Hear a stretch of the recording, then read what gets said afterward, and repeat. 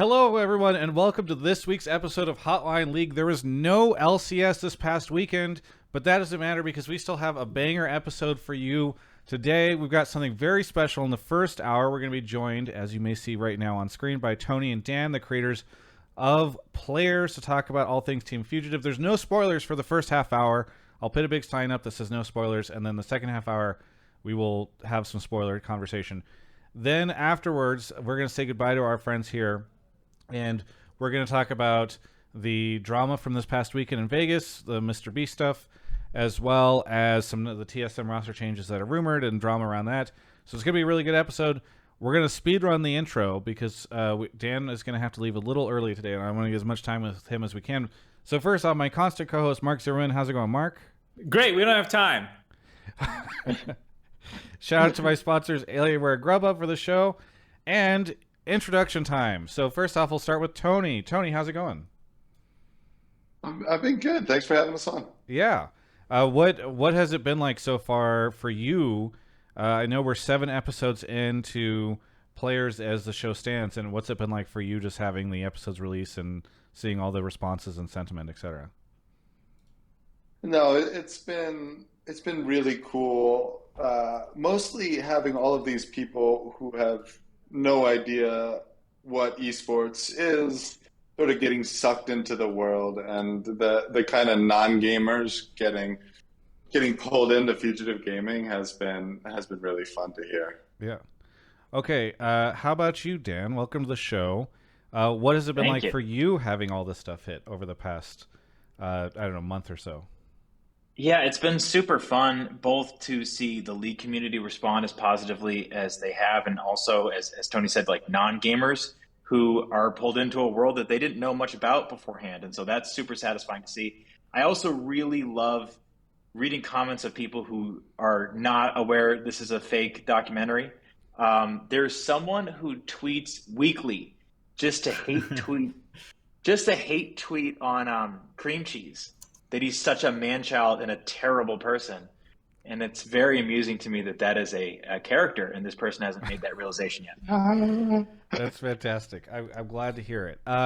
Okay, so for the folks that don't know, really quickly, why don't you guys let us know what your background is before Players, and maybe if one of you guys wants to spend 2 minutes kind of what you did before and how Players came about, and then we can hop into some callers. Yeah, I mean, Tony and I have been working on shorts together for a long time. We started in TV about 4 or 5 years ago, right, Tony, with a show called American Vandal, which was a true crime, a mockumentary take on the true crime genre. We love sports docs, always wanted to do a larger sports doc, sort of satire, sort of a comedic mockumentary, but really grounded and feeling like a premium sports doc. And esports made a lot of sense for that. League of Legends made a ton of sense. And here we are 5 years later with our first season of Players. That's awesome. Okay, so as we are recording this, episode 7 is out. Episode 8 comes out, I think, in 2 days. And there's 10 episodes total in this season, right? Yes. That's right. Okay, awesome. So it's been great to kind of go through the episodes. Mark and I have been watching them, doing reviews. The most recent review is not out yet, but we will get it up soon. Mark, do you want? I think we're gonna be taking some callers to talk about the show and talk to both Tony and Dan. So make sure if you are trying to put your take in the chat that it's non-spoiler right now. We will take a couple spoiler questions in a little bit, but for the folks that are trying to avoid spoilers and haven't watched it yet, kind of want us to learn a little bit more about the show or the folks that created it. Now's the time to go ahead and put those in. Do you see anything yet, Mark? There's some. I'm going to be pulling them in a minute. I was just putting the tweet out first. No, you're good. Okay.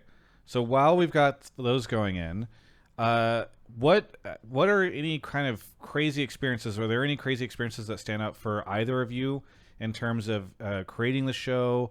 Anything that really is like a big standout moment for either of you in the recording of it and the releasing of it and the pitching of it, etc.? One thing comes to mind. This is just like a little anecdote, but Dan and I are so hands-on throughout the whole process, and like I direct all 10 episodes. So on set, I'm often calling the shots, And then we're in this stage now where it's all gameplay stuff. And whenever I see the gameplay recording, there's no directing I can do. We have Keen Lamb in there, who is coaching like the UCLA esports team about like, hey, no, we could do that flash a little bit more realistically. And he's like the fight choreographer. And it's unlike anything I've ever...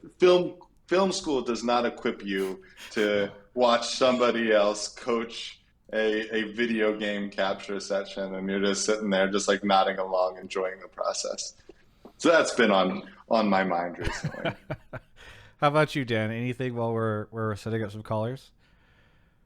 Yeah, so much comes to mind. I mean, like, I had such a good experience with the real people of the League community, both of you guys included.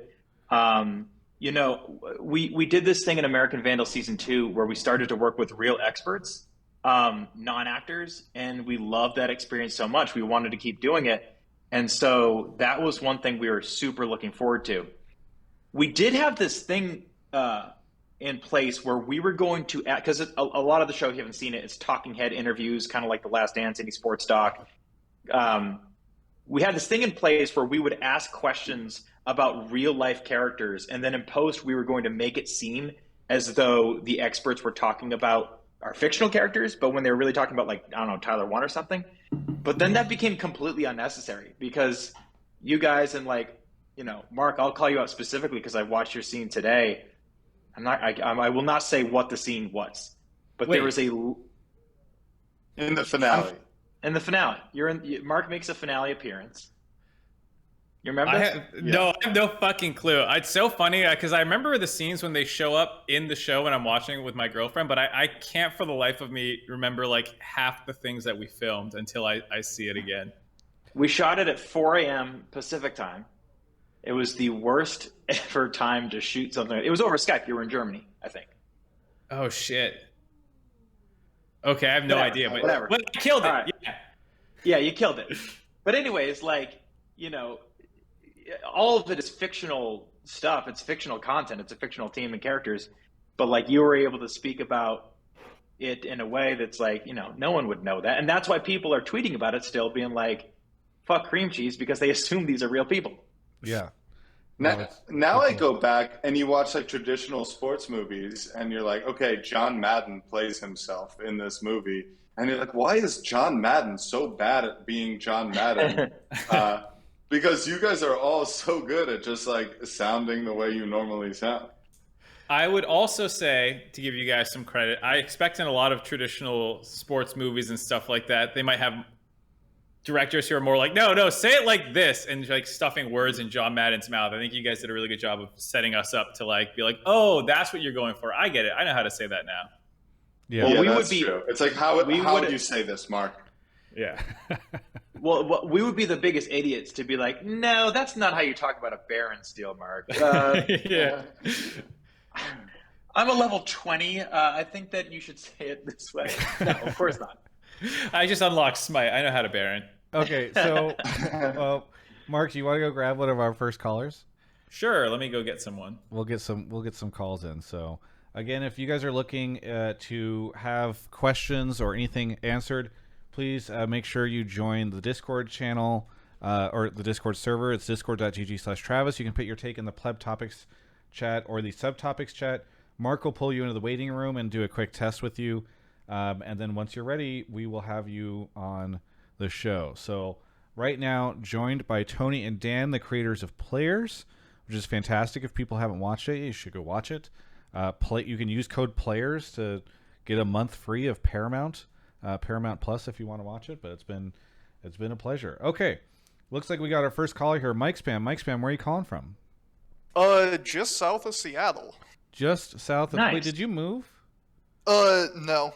Okay, I thought you were someplace It's else. just been a while since I've been on the Okay. show. Well, welcome back to the show. Thank you. What do you want to talk about on the show? So I have a question about Players, which is outside of the obvious, which is cream cheese has always been right.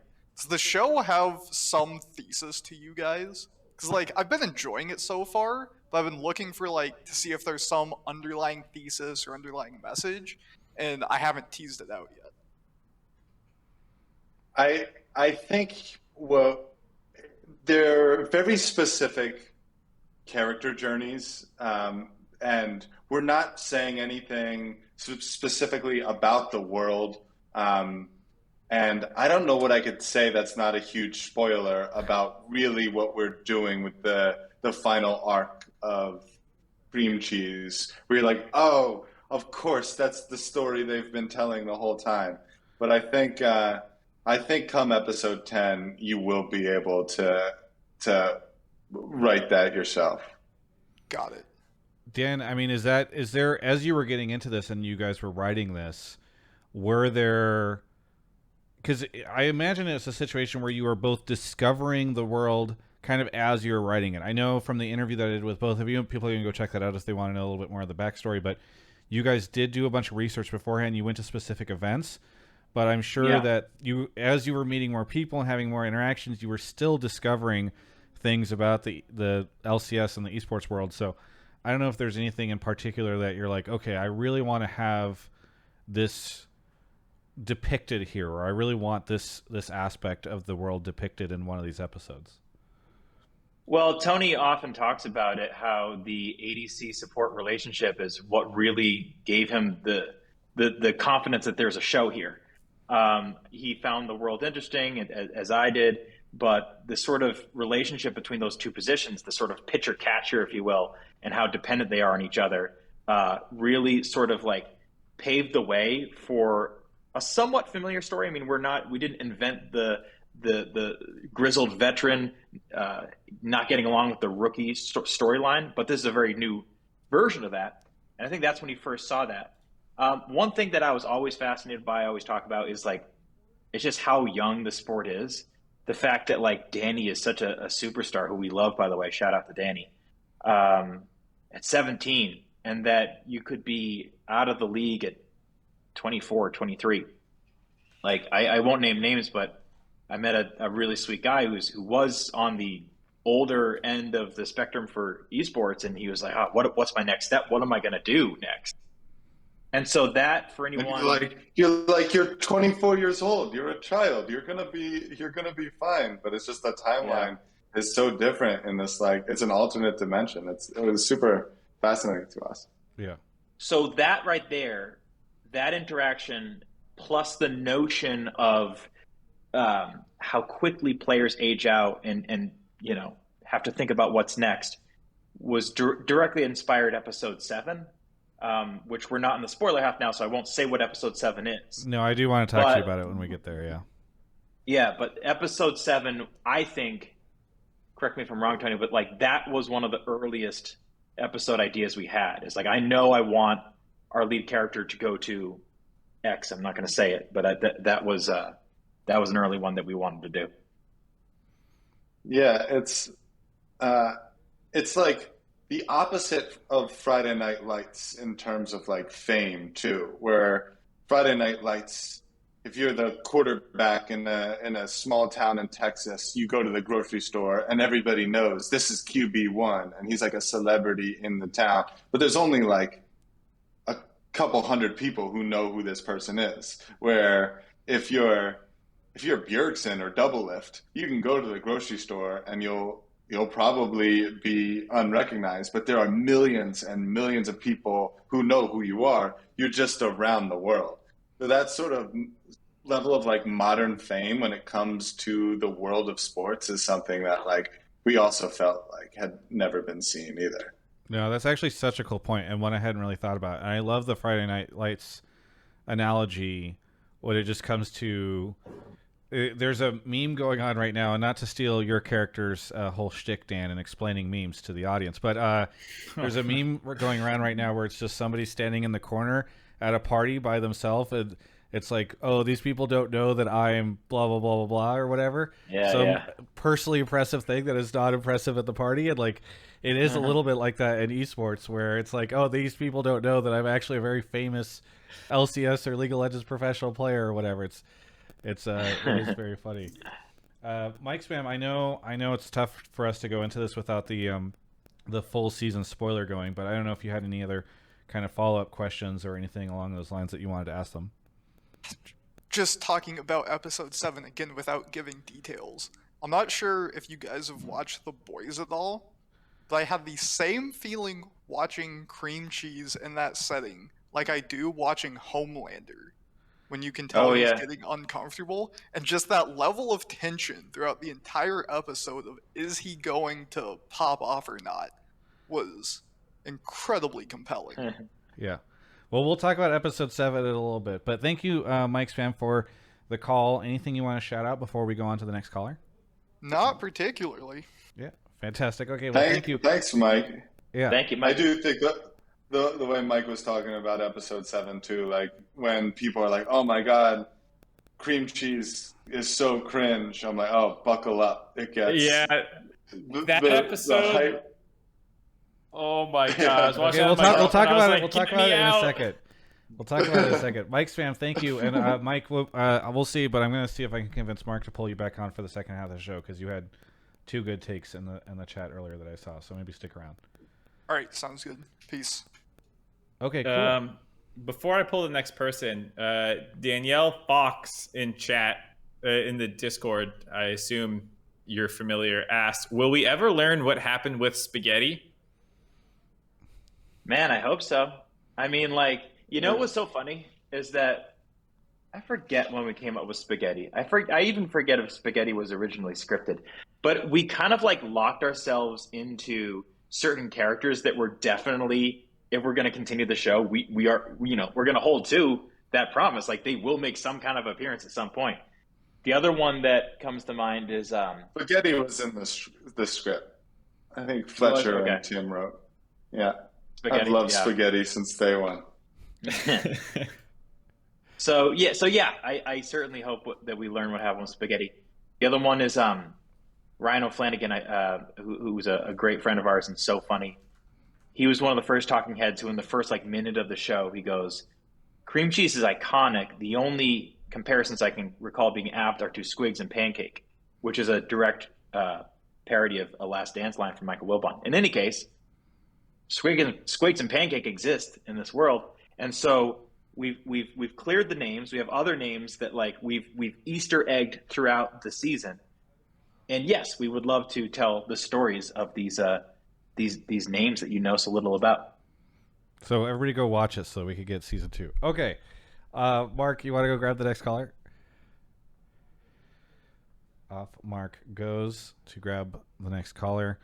I've seen some people say that they've tried players. I know the code only works in the US, and if it's not working, I would just tweet at Paramount Plus and harass them or contact the support because it should work for folks. So I'm not sure why. Also, I'm not getting paid for this. Just to be clear, I'm doing as much promotion as I can of the show because I want season 2. But just because I'm normally when I'm pushing a promo code, it's because I'm sponsored. This one's not a sponsorship. No hashtag ad. Tony, you were gonna say something? I was just harassing Paramount Plus right before this about making sure that promo code is working. Okay, so we'll see. We'll get it fixed. Tactical is here. I assume not the. Oh no, it's tactical without the T. Where are you calling from? Oh, calling from Minnesota. Minnesota. Welcome to the show. What do you want to talk about tonight? I had a question for why in the series popular figures such as Doublelift or Bjergsen aren't mentioned at all in the story. Okay, so it looks like we're getting a little bit of buzzing from you, Tack. So we'll keep you on quiet for a second. But no mention of Doublelift or Bjergsen. Popular players are not necessarily in the world. I'm sure that there's always a decision and discussion between you guys on like how much to bring real world in, how much to leave it out. So sort of where's that line for both of you? Well, I mean, go ahead. You can go down. I think it becomes a slippery slope because, let's say that Doublelift or Bjergsen, they've had their career as we know it in the real LCS, but where does that leave, our fictional character Foresight? So I'm going to answer this fairly literally. I think that, we love the idea of involving the League community as much as possible, both behind the scenes and on camera. But I think that if you involve too much of actual LCS history, it becomes a little difficult to tell our own story in a way that still fits into what is known to have actually happened. If we want to get super, super literal with it, because believe me, I have in my head, because I've thought these things through. I love cameos. I'm a huge Marvel fan, so of course I love cameos. You could say that Double Lift exists and that many of these players exist, but in a sort of alternate reality where Fugitive also exists, in which case, things didn't play out exactly the same way because in our fictional world, we have a slightly different history. So what you're saying is Foresight would not have dashed into the Victor laser and gotten knocked out of Worlds. I mean, that was literally the words I was going to say next. You took them out of my mouth. Yeah. Well, that does kind of make sense, though, because it is... I'm sure that it is kind of a fine line where it's like you want to include a lot of this stuff, but if you're like, okay, well, Foresight was on TSM for all these years, then the question becomes like, okay, well, what was Double Lift doing during that time? Or what, if you guys have so many shots of these different players, like you'll literally have them playing against like Team Liquid or Evil Geniuses or that kind of thing, and I'm sure the continuity starts to kind of break down if you're like, okay, well, this player is supposed to exist, but why are they not sitting on stage in 2016 whenever Fugitive's playing against them or something? So, I feel like we kept pretty consistent with the rules. It's like, it's the real teams, it's the real casters, but the rosters are completely different.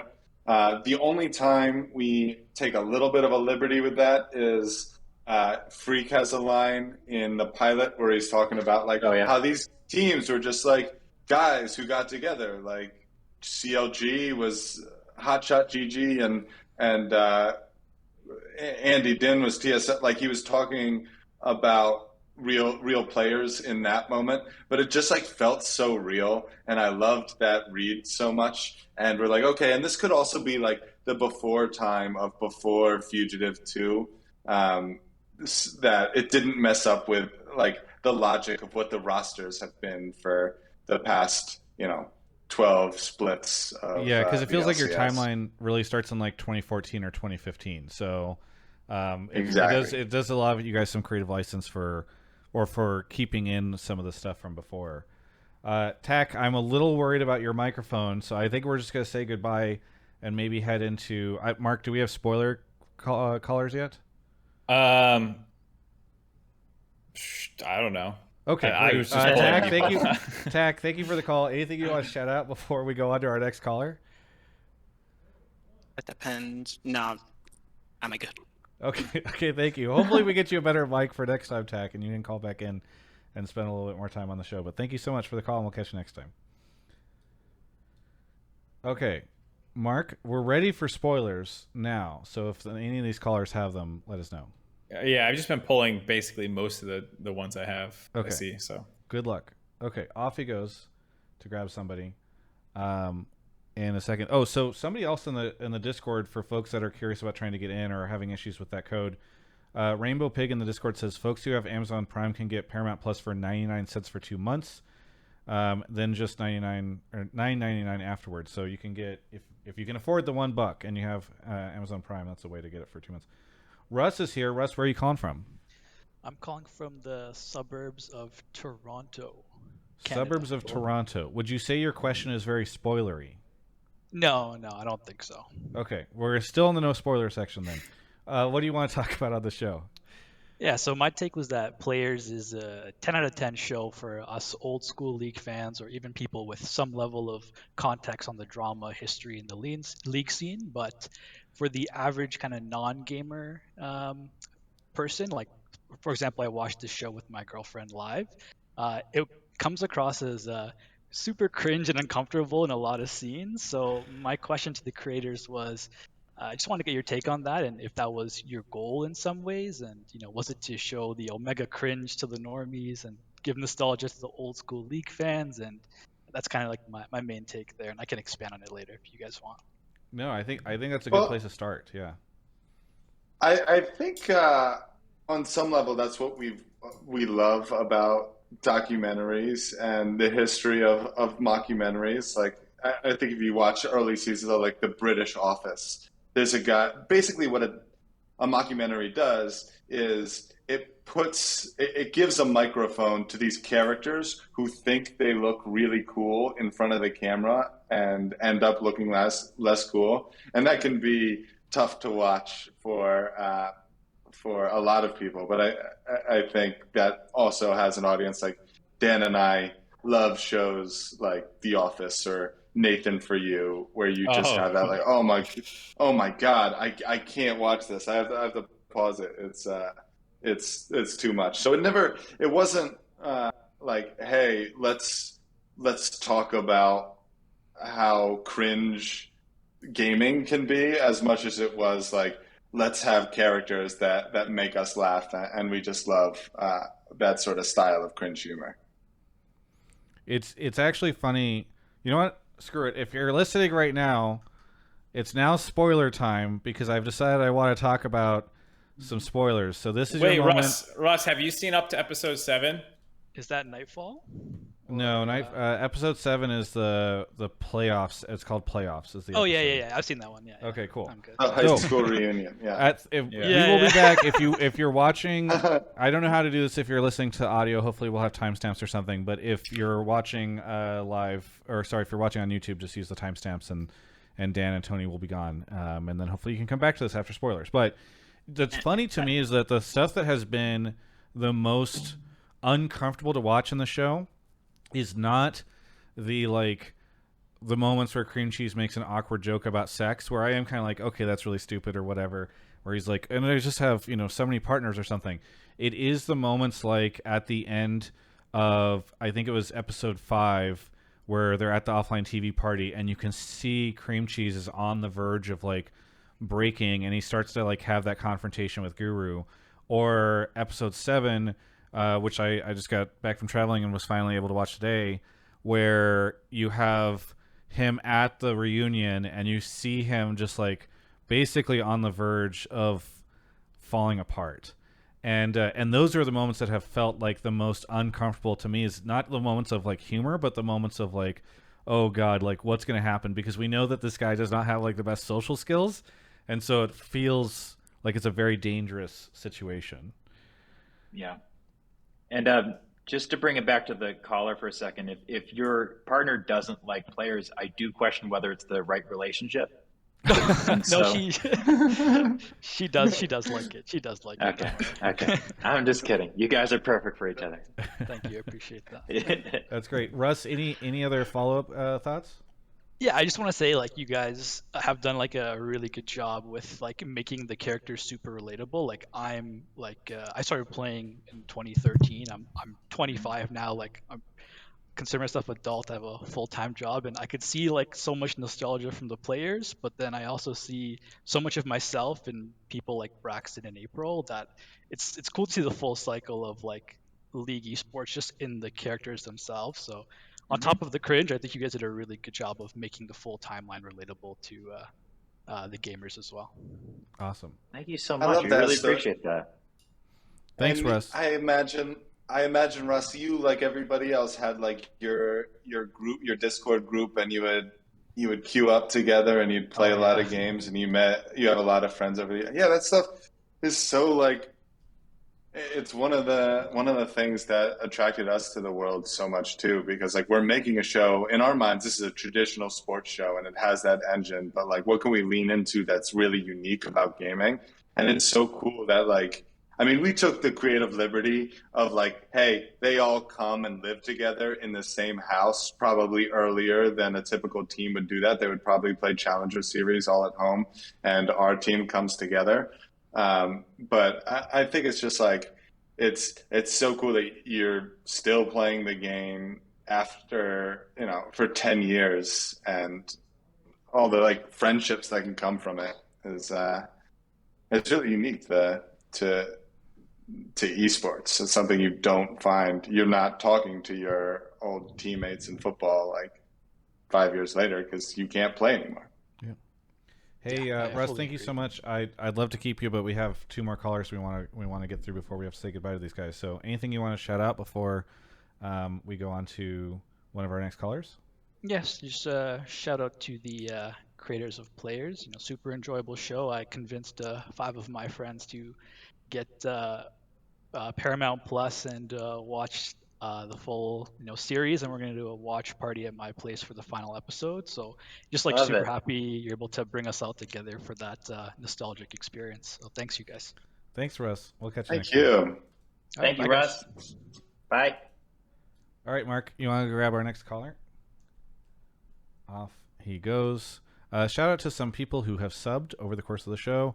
I saw Large Farva with the 5 community gifted subs. Dasher, Smoke Dog, Zachary, The Noblet, The Idea PC, The Catman, Laughing Mage, Natural Ninja, and Lesbomancy. Rawnblade is here. Rawnblade, where are you calling from? Sydney, Australia. From Australia. Nice. Have you been able to watch the show? So I've only watched the first 4 episodes, so I didn't listen to the last call. So Okay, we will not do any spoilers for y'all. The first 4 for you. Whereabouts in Australia are you calling from? from Sydney. Okay. I won't ask how you've watched the show because I'm pretty sure Paramount Plus No, is no, not. I've watched it on Paramount Plus. I Oh, they took your have it in advice. Australia. I want a season 2 as well. Okay, fantastic. What do you want to talk about on the show? So I have a question, which is basically, do you think that your efforts to keep the show so true to the League esports scene actually held you back from being able to make fun of traditional sports documentaries in certain ways, just because there's so much content you need to get in there for the League, to give it that sense of authenticity? And yeah, just interested in that kind of relationship. That's an interesting question. I think, if you watch American Vandal, in Success, you needed to really care about the mystery. It was, for those who are unfamiliar with the show, the mystery was who spray painted dicks on the cars of all of the teachers in the high school, and was Dylan Maxwell expelled for a crime he didn't commit. And even though it sounds very silly, we needed you to actually care about the mystery. And we feel that way about a sports documentary. You needed to really invest in the team. That needs to be the thing that's keeping you going from episode to episode. Are they going to learn to work together, to trust each other? Can Fugitive Gaming turn this thing around and make a run at an LCS title? If those stakes don't feel real, I think we lose our audience, and it doesn't matter how good our jokes are. So I think it was we knew just by getting into sports that we couldn't be straight parody in a way that Andy Samberg does with 7 Days or Hell or something, because we wanted to really have an audience pulling for this team. I hope that makes sense. Quick shout out to Lonely Island though, because some of those are relentlessly funny parodies that we love, and it's just there's all sorts of different tones we take, and we opted for this sort of grounded take that, to answer your question in a different way, because I thought the question you were going to ask is, do you think it held us back in terms of how many people we could reach? Because there certainly are people on Facebook who they saw the trailer and none of the comments are about the show. They're just about esports is real or esports is not a sport. And they're not all like that, but there's some people who look at this and this is a documentary, time to just argue about esports versus traditional sports. And so sure, there are some people who are going to watch this who the humor will be a little over their heads, but then there are some people who watch it and it's spot on for what they like, and they can also, it's grounded enough that they can get invested in the story, and that's our goal. This is also just there were multiple ways to do this. This is just the version that we wanted to do, and it's kind of all we can do is just make a show that we're most invested in and hope that other people are too.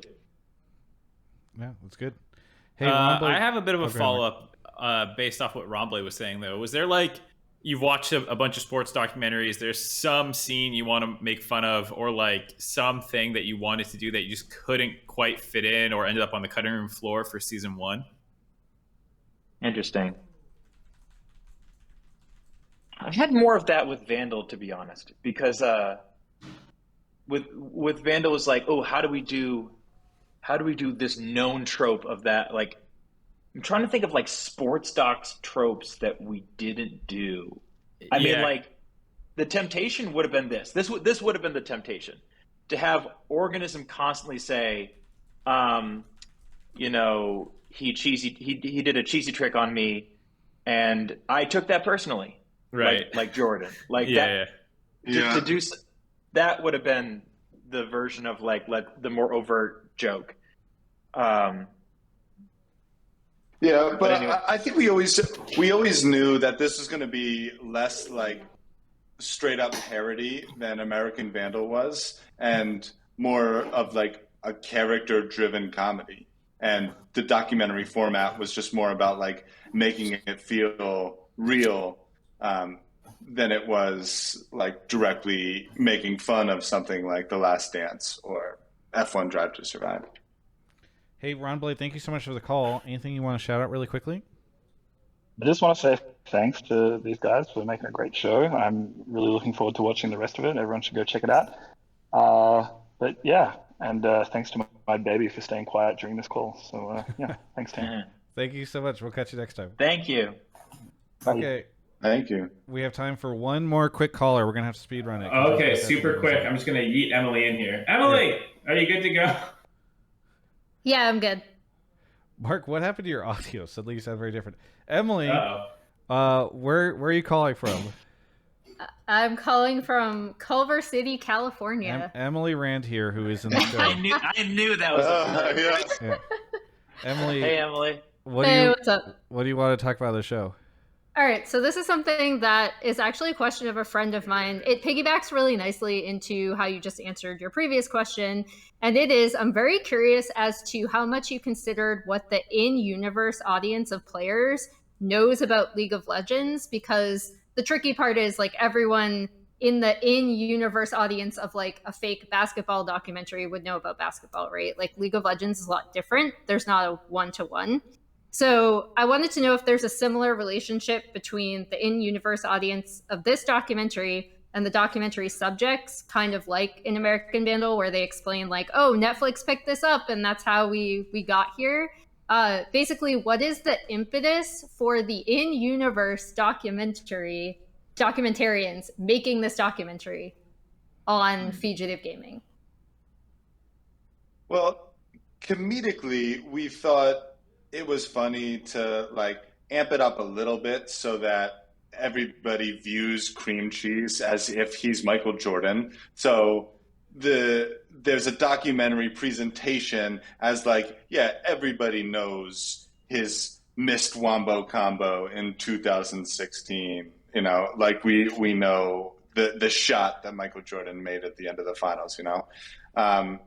But in terms of like explaining it to the audience, we were always confident that we would not need to do too much. I think I said this last time I was on, Travis, but like we had Queen's Gambit on Netflix to point to as a show that used very accurate chess. They didn't dumb it down. They used all of the real terminology. And even though it sounded like gibberish to anybody who isn't really into chess, you could still understand what was happening through emotional context clues with the characters. And I feel like that's what we're able to do in the show for an outside audience is like that gibberish. Hey, it's visual gibberish, and everything they're saying doesn't make any sense to a general audience, but they're able to put it together and still realize that like, oh man, this was good for Cream Cheese, or this was bad for Organism, and the details make it even more satisfying. Hey, Emily, thank you so much. We have to speed run this call, unfortunately, because Tony and Dan have to run. We had some technical issues, but anything you want to shout out, Emily? Shout out to Mary, who was going to come on and ask this question for me before I got off of my lazy ass and came on to ask it. And also, Sauce in the chat wants to know, can someone include in their question if they plan on selling any sweet Fugitive merch? Fugitive merch? Yeah, we want to. We totally want to. We're in discussions now to try to get that going. So yeah, hopefully stuff like this This is the track jacket. The This is like fugitive the warm-ups. jackets are sick. Yeah. Yeah. All right. Anyway, thank you so much for both you guys coming on. Anything you want to say really quick before we say goodbye? I love Hotline League. I love doing this. I will be happy to do it again if we're invited back, and I hope that happens. Yeah. Awesome. Awesome. Thanks, guys. I really appreciate Thanks, it. guys. Yeah. Thank you. Have Thank a you, good everybody. rest of your evening. You could drop out. We'll fix it on the other side. See y'all.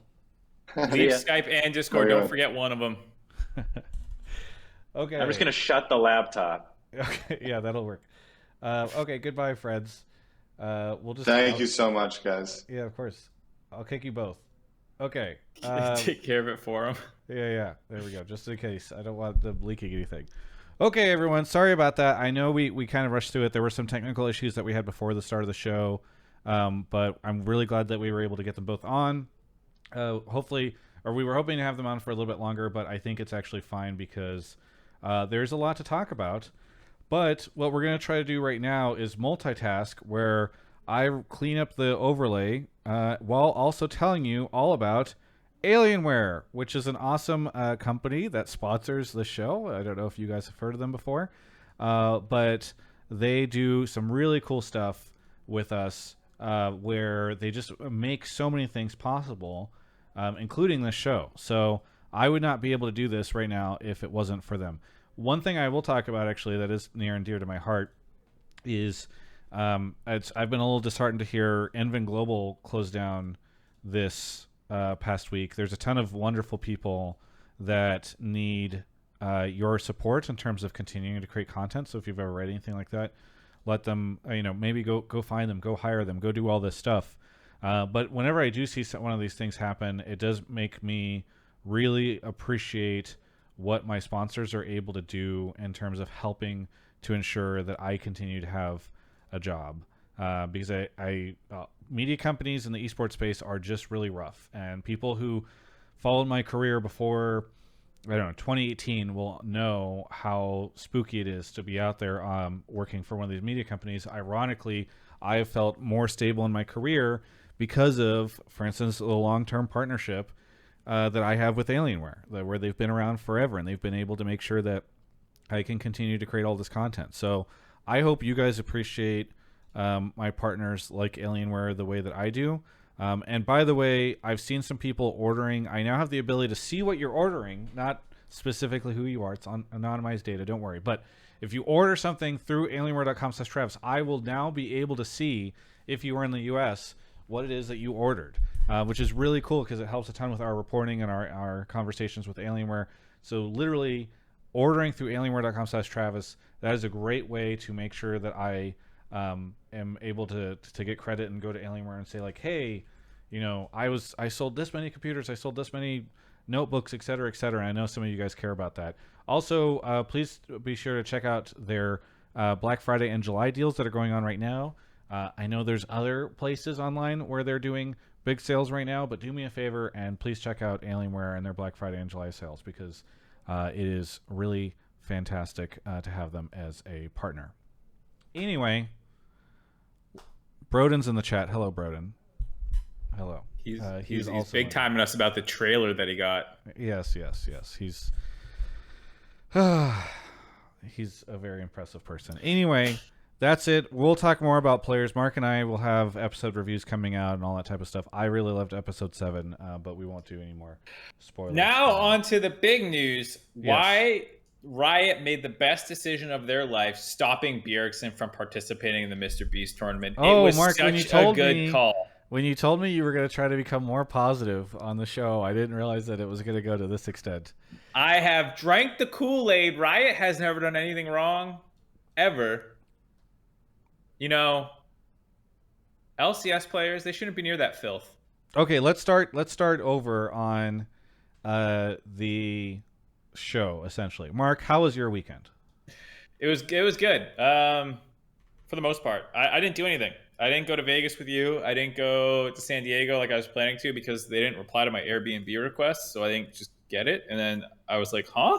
And then it was too late to try another one. So we just stayed here, hung out, did stuff, watched some more TV like always.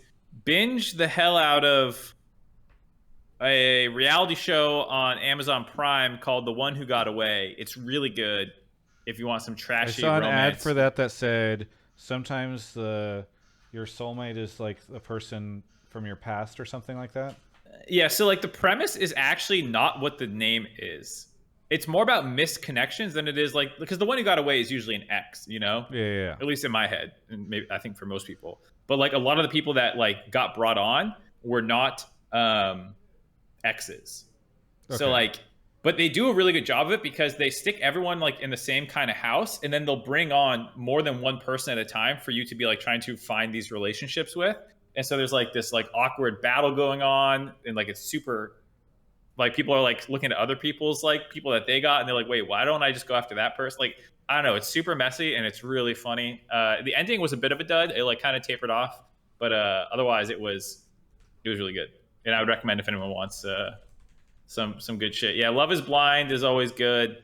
Ultimatum was pretty good. Yeah, there's been a lot of good trashy reality TV shows. Love on the Spectrum is a non-trashy, really good one as well that I watched before. Anyways, watched a lot of TV as always. So I actually did something fun with my break. I tried to get Mark to do it, and then he said no, he was going to San Diego, and it turns out he didn't even do that. But I went out to Vegas for fun, mostly. I also attended the Mr. Beast event, which we will talk about in a second. It was Mr. Beast vs. Ninja. If you missed it, they had Double If, Voyboy, Tyler won, Yasuo, a bunch of people, Amaru, Mizkif, Ludwig. I'm forgetting a couple of people. But anyway, they had a bunch of people. And Mr. Beast shit all over Double Lift and Ludwig. It was amazing. Yeah. Before this, everybody was telling me like, well, I was in agreement with them. Like the teams were screwed, and because apparently the rumor was that it was like Mr. Beast and Ninja just picked the people they wanted to play with, rather than like really, or maybe Ninja picked the team he wanted to win with, and Mr. Beast was just like, oh, these people seem cool or something. But and so the Double Lift Ninja team was expected to lose, and then it won. It was expected to win, and then it lost, which was very funny. I will say, I love Prime Gaming, and I'd love to continue to work with them in the future. I've worked with them in the past. They should continue to work with me. And everything I'm about to say is just something I have to do as my duty. But I think the event was actually only saved by the fact that like the creators were involved, and the storyline that ended up happening where like Mr. Beast was beating Double Lift was a funny thing. So that and the trash talk was what made me enjoy the event.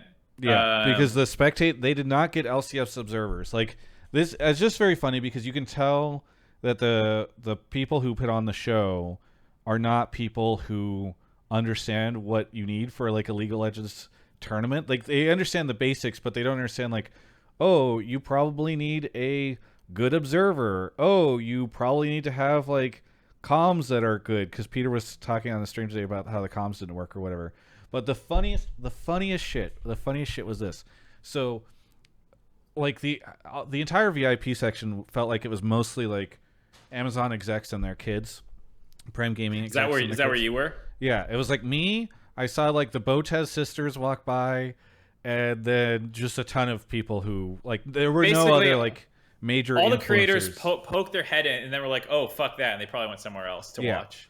And so there's so just imagine the entire top section is just all these like Prime and Amazon people, and there's a big screen there, and they have these two giant screens on either side of the monitor. You cannot like look at the main game without seeing these two screens on either side, and both of them just have Twitch chat on them.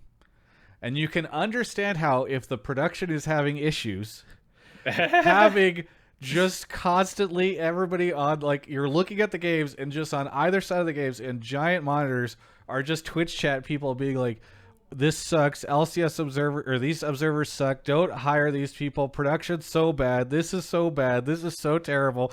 And the execs are just watching this, and I'm just like, this is fucking hilarious. Like, there's just no way. Because it actually made me remember, Mark, do you remember when we were at Yahoo and we did our first live stream thing, and the Yahoo producers and broadcast people from like traditional sports and entertainment were just watching Twitch chat the entire time because they were like, amazed at like what Twitch chat was, and so I just imagine all the executives, they don't know what the fuck is happening on the screen, so the only thing they can watch is like Twitch chat scrolling, and it's just all these people shitting on the production, and it's fucking hilarious. So anyway, that's a thing. That was my weekend. I also won a shit ton of money with Ovly and Kobe at the blackjack table. It was the first time Ovly and Kobe had ever played, and we had an amazing dealer who was helping, and then Kobe spilled his beer all over the table, which I called in advance. Anyway, Classic Kobe. Yeah. How much did you end up? Are you willing to say? Yeah. So I staked Kobe because he was like, "Well, I always lose whenever I gamble," and he's like, "I'll play one hand, and then I'll be done if I lose it."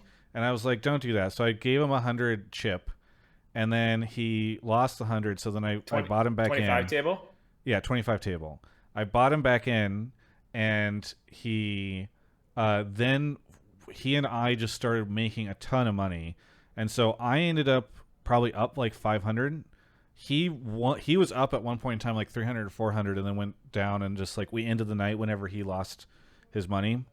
But I think I was still neutral because he had paid me back, and then Ovly was up probably like 150 or 200, I don't know, some decent amount, and then on the last hand, she put all of her profits in and hit blackjack, which was like super hype. And so we all just made a ton of money off of it. It was pretty fun.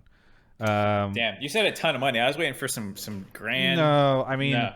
for Fraud. for the fact that it was their first time, for the fact that we were at the table for 3.5 hours, and like, you know, it's nursing the free drinks and having fun. Yeah. It was, and we kept winning, and we had great people coming by. It was good. Anyway, I mean, that's the more important part, but still. That was our weekend. Got to get some more money on the table. That was our weekend.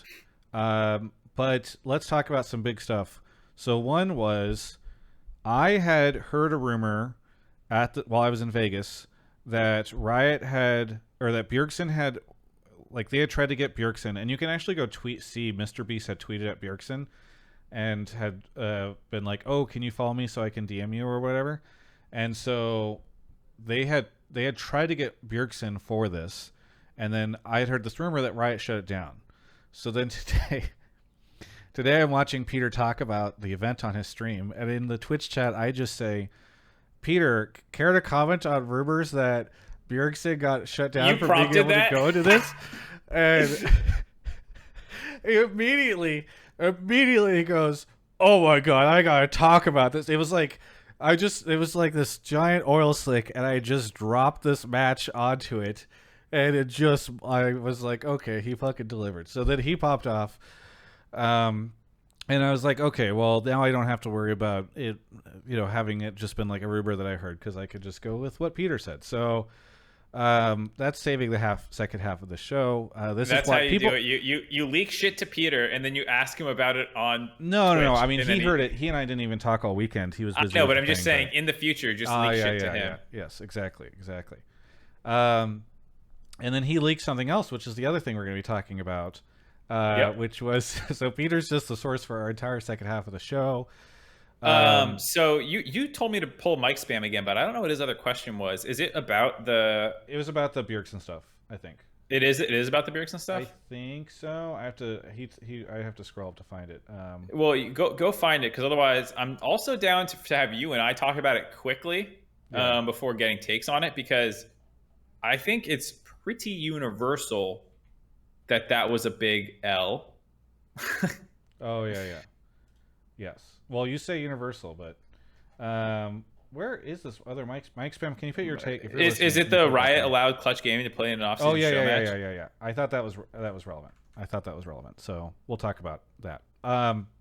Anyway, so all right, yeah. Then I'll get Mike Span on to talk about it, because that's relevant enough for the angle that I want to. Yeah, I think so. Oh, so you don't want us to have our early conversation first? No, I feel like we're far enough in the show we can just incorporate mic spam into it, even if it goes a while. Okay, cool. So the other news, or the rumor that's out right now, so I've heard the Huni part. I had not heard the other part of this, which is Tactical and Mia are out alongside Huni, and then Soul, Instinct, and Chime are coming in. Peter made his what they should do instead thing, because he's a GM. But yeah, this is so supposedly 60% of their roster changing between week 3 and week 4. I love TSM this year, man. It's just like this gives us so much to talk about. So that's the rumor. We'll take some calls on that, and if we have a whole another hour or so. So we've got 3 people in the waiting room. So if we'll you probably care, get one more. If you care about this TSM stuff, or especially because I doubt we have a lot of TSM takes right now. I pulled one TSM take. Yeah, so we'll probably get 1 or 2 more TSM takes if folks want to talk about that. Yeah. But that is kind of where we are at. I want to read a statement that I finally got from Riot. Ovely May meeting with 419 people. That's the statement. Thank you, Ovely. Thank you, Ovely. Well, she's coming in and being rude. Thank you, Ovely, for the 419. Rude, but not incorrect. We were just talking about how you made a bunch of money and we had such fun in Vegas, and now you're flaming me. Okay, the statement I got from Riot Games is the following. From is this about the Bajurgerson stuff? Yeah, from the Bajurgerson stuff. From an LCS LCS spokesperson. The LCS abided by the policy set across all LoL esports regions against competitive participation in third-party tournaments while in season. So that is the statement. Mark, do we want... I have like a read between the lines on what that statement means. I don't know if you want to wait until we get our caller. No, let's do that now, and then we'll get Mike Spam in for the thing that he talked about. So, I will, once again, do my best to explain the politics of Riot Games to people who don't pay attention to this stuff, because why would you? It's only relevant in these minor situations. Riot, the esports setup, is basically split across into these different like teams for, you've got North America, which runs LCS, and I guess also Oceania. Then you've got the European crew who runs LEC and all of the ERL stuff. You've got, obviously, Korea, etc. So there's all these different groups that all have sort of their own agency to make their own rules and do their own things, except there's also the global team. I am increasingly not a fan of some of the decisions that global makes, and I frequently feel like the global decisions fuck over the other regions. And I am reading between the lines in this statement, because again, the statement is, now that you know how I've explained this stuff, the LCS abided by the policy set across all LoL esports regions against competitive participation. So they're basically like, we're just following the fucking rules, boys. Sorry, go ahead. And so I was just gonna say, like, LCS took a lot of heat on this, and I was down to give them the heat. I actually think that the global team deserves more of the heat if I am reading this correctly. And I sometimes worry that, like, Mark and I did a video I think 2 years ago called "Is the Cosbeer Ruining Stormlight?" And I think this is a situation where I wonder, is LoL esports ruining the LCS, at least in some situations, because the LCS is struggling, and Riot's like, well, sorry, our global rules are they're not going to let you do this cool thing. Yeah, I mean, it's kind of fucked. I think everyone agrees, like, no one's on the side of, like, yeah, Bjerg shouldn't have been allowed to compete. It's an off week. There's a bunch of reasons that if him and Team Liquid are fine with it, the LCS should be fine with it.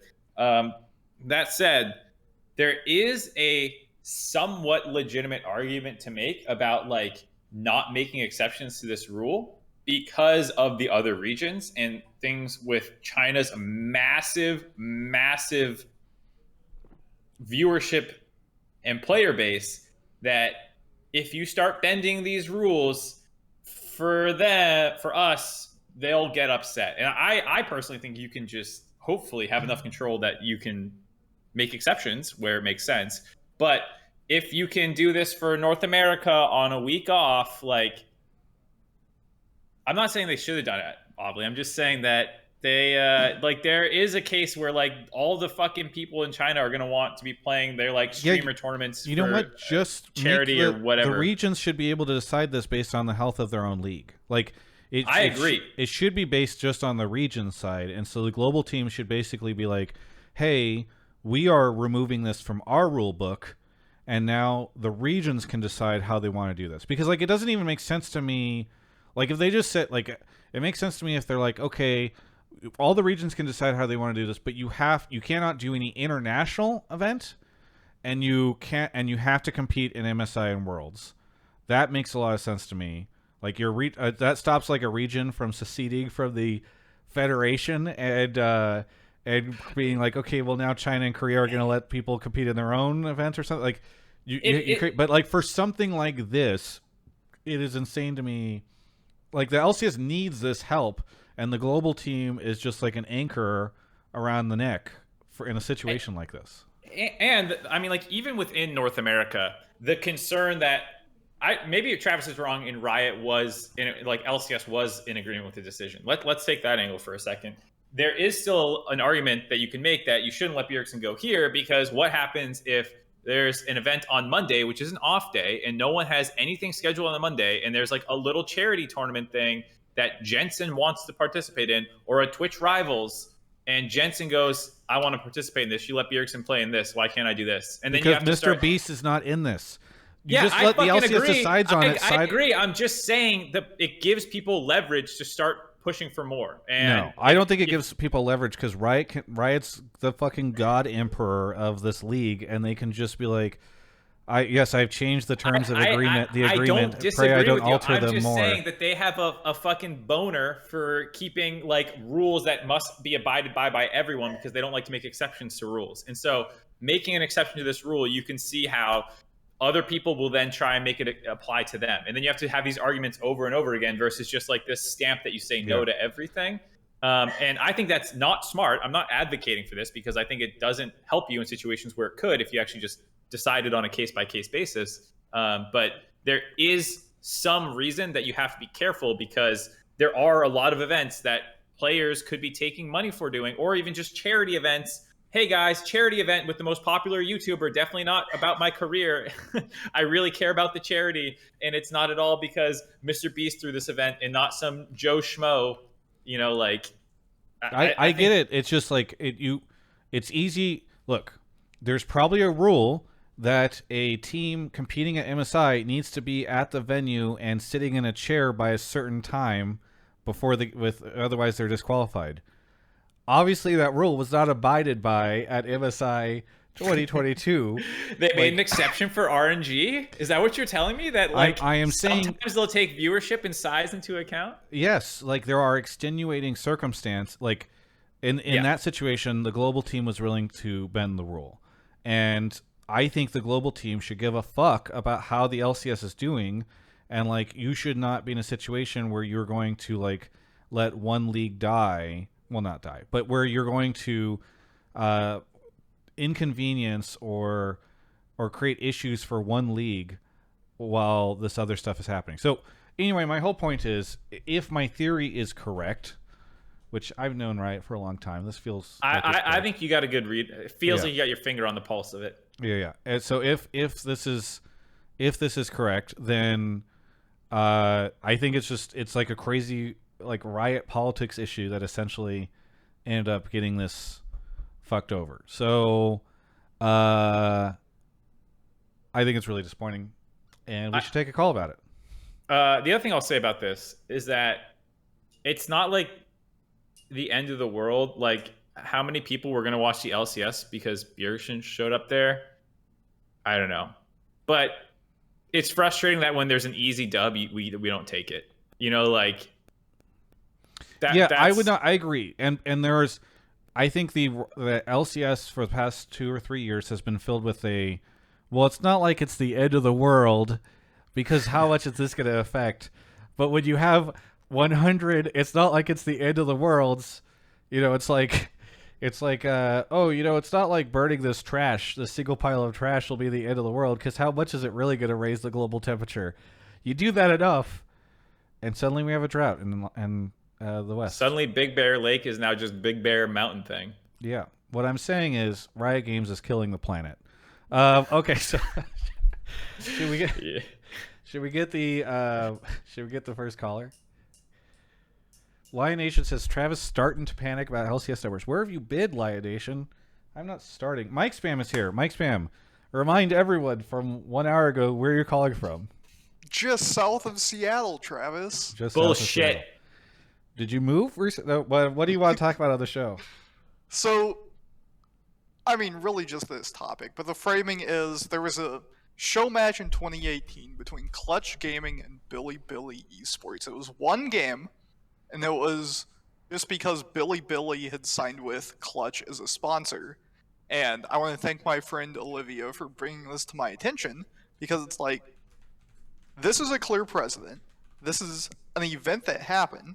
One, if the rule from Global is, because this just got brought up, hey, this has to happen in the off season, why don't we see more show matches like this? And isn't this a precedent? Shouldn't we just have all these LCS teams and players in the off season free to play whatever games and whatever teams they want? I mean, we both know the answer here, or all three of us, but like, come on. So I just look. So I had forgotten about this until you brought it up. And I'm looking at this article from ESPN, which says it's written October 9th, 2018, and it says on Monday night, over 891,000 viewers tuned in for the first ever Riot Games sanctioned friendly match between two professional international teams. 850,000 of those were from China, I bet. Yeah, sure. Regardless of Probably if that's the case or not. 890. I mean, maybe arguably good for Clutch. I don't know, whatever. Yeah. But this was I guess this was in October. So this would have been during Worlds, I think. I mean, I'd have to figure this out, but if this is really like October 9th, because I remember this and I had forgotten about it until now, but I did not remember the timing on it. If this was really like during Worlds, that's even more confusing to me, because this was the season they were at Worlds, right? No. I went back and checked. Okay. Like, it's just weird to me that like we can't do this during the like there's no LCS, there's no LEC this past weekend, which is like I can understand if it was like we don't want Bjergsen to do this instead of participating in the LCS match. Like if it was a competing product to the LCS streaming at the same time, Bjergsen would have had to miss it. Like totally get that. But there was nothing happening. And like this supposedly happened around the time of Worlds, which I feel like is an even crazier time to do it. And so why was this allowed to happen? I guess based on the language of the statement, it's because the policy set across all esports regions against competitive participation in third-party tournaments while in season. So maybe this was not while it was in season, but I can't imagine that like it was during Worlds. Yeah. Right. So it's during Worlds, but it probably wasn't in a competing time slot. I'm sure it was not. Regardless, do you think we would see a show match between, like, I don't know, some fifth string team in NA and a fifth string team in EU during Worlds this year? No. Well, I think now this is a great case. If there's any teams that miss Worlds that want to come to NA and do show matches, here's your fucking precedence. Like, just come over and play some League with us, you know? Well, this was, Also it had have to a be Riot Chinese sanctioned. sponsor, that might help.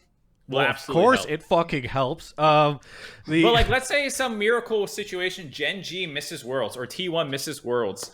Just fucking come over and play CLG or FlyQuest or whoever for us didn't make Worlds in a show match. And I don't know.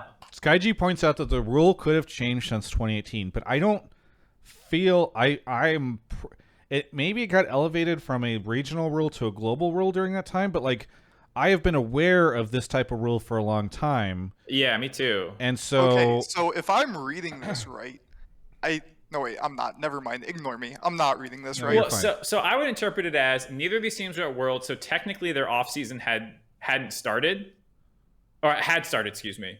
And they like Riot okayed it in this situation because it's China. Maybe China favoritism, honestly. Like, I don't know. I mean, it's frustrating because in the past I have not wanted to. Like, I think people use that as an excuse very frequently whenever it's like, no, not really. But in this situation, it's really hard to understand why this would be allowed and other things would not be allowed unless the rule changed during that time.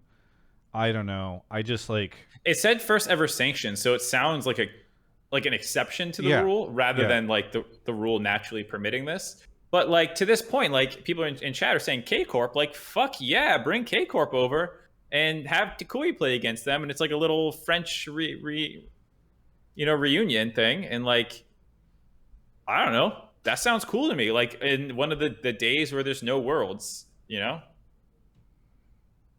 I just, yeah. I mean, this article just kind of blows my mind, because it just feels like it's in such strong contrast to what's happened. And again, I know the rule could have changed.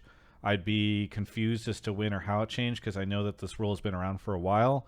My argument would be, well, Riot can make exceptions, and they could have made an exception still for this one, but I don't know. I think the other thing that's just shocking to me is like, how did they not think that this would get out? Like, because that's the like I was surprised that they did not have a statement ready to go, and I don't know. Bjergsen liked the tweet too, which I thought was very funny. Yeah. Fuck! I was gonna say something else. I can't remember it now. Fuck! I had such a good point. It was genius. It was the greatest point ever, and I lost it because of that. Mike Spam both thrown out. I had a great point. No, never mind on this call. Fine, I'll just carry it for you guys. This is stupid. The LCS needs this. Mark wants me to stay positive. Oh! You know what it was gonna be? Fucking running events is a lot of work. That's if you want to like. One of the big reasons events don't happen, it's because they're not like they are fun, but they're also not fun to plan, and a lot of things can go wrong. Yeah, and so a lot of like Mr. Beast probably had to put a lot of resources into that and figuring it out. And I don't know how many teams and like orgs are willing to do that. Which I think it was mostly Prime Gaming, by the way, that did it. Well, there you go. So like, yeah, okay, Amazon Prime handled it. Maybe Prime can do a K Corp versus Takui match now. I don't know. I just Riot Global's killing the LCS. This is my new mantra. Okay, Mike Spam, thank you for the shout out. Thank you for the call and for shouting out this article. Anything you want to say before we go on to the next caller? Yeah, I want to shout out my friend Olivia at Longhair_ on Twitter. She's the one who immediately brought this to my attention. And she's been in the scene for a while and is really smart, and people should follow her. Longhair_? Correct. Remember something that LONGHARE_. Oh, okay. When I put in the other hair and I was confused. Okay. Something that no one else seemed to remember. No, I mean I didn't remember, so shout out. No, me neither. Okay, yeah, cool. Seriously, props to her. Thank you so much, Mike Spam, for the call, and we'll catch you next time. All right, peace. Longhair on Twitter holding Riot Games accountable. Okay. Thank you to... Are you okay, Mark? What was that? I'm sorry, podcast listeners. He's not professional. Okay, Real Foxy, thank you for the 56 months. Moonfish, thank you for the 21. Avura, thank you for the 34. PJ Salt, 7 months. Blue Jay, 39. Boba Cola gifted a sub to Broden. I'm sure he appreciates it. Moogle T, thank you for the 9 months. And Narrow, 53. And David is here. David, where are you calling from? Calling from Hell's Kitchen in New York City. Hell's Kitchen. Hey, that's where the Devil Man Crybaby's from. Daredevil. Mm-hmm. Thanks, Mark. Okay, David, what are you doing? What's happening in New York for Worlds this year? So we have quarterfinals as well as group stage. Beyond that, trying to host a few events myself at some of the local PC cafes. And I know a bunch of places around here trying to do stuff for the LCS regular season and playoffs, but that's about it. Okay, message me on the side because Mark and I'm trying to do something as well, so I don't want us to run. Okay, anyway, what do you want to talk about on the show? I'm here to bring your positivity take for today. Thank God. So, I'm trying. Oh, God. No, ignore Travis. Go be positive. So despite what Doublelift and the majority of the community that at least speaks out on Twitter and Reddit is saying, the LCS is not dying. And at the end of the day, if everybody would just stop complaining and take matters into your own hands for a little bit, we could actually possibly grow the LCS at a grassroots level. And this isn't to call out you, Travis, or anybody else that creates content, because you guys do a lot more than the average fan obviously does in terms of promoting the league, etc., stuff like that. But to your average fan who wants to go out on Twitter and complain, if we all just collectively found one single person and introduced them to the LCS, help them find a team, help them find the players, something to connect them to the league, you're not going to double viewership, but you're slowly going to start to build it up.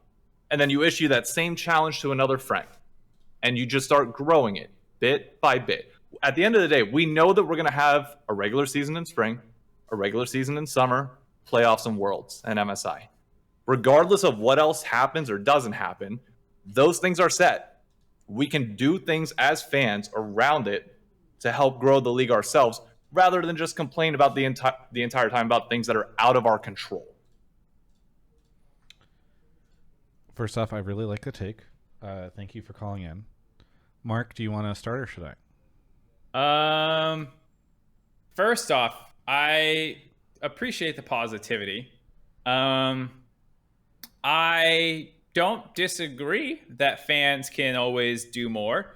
I especially like putting the onus on fans instead of the people who work in the scene to make it more appealing and enjoyable. Just bring more people in. You guys do the work, not me. I like that angle a lot. Is it the broadcast that's the issue? No, it's the audience that won't grow themselves.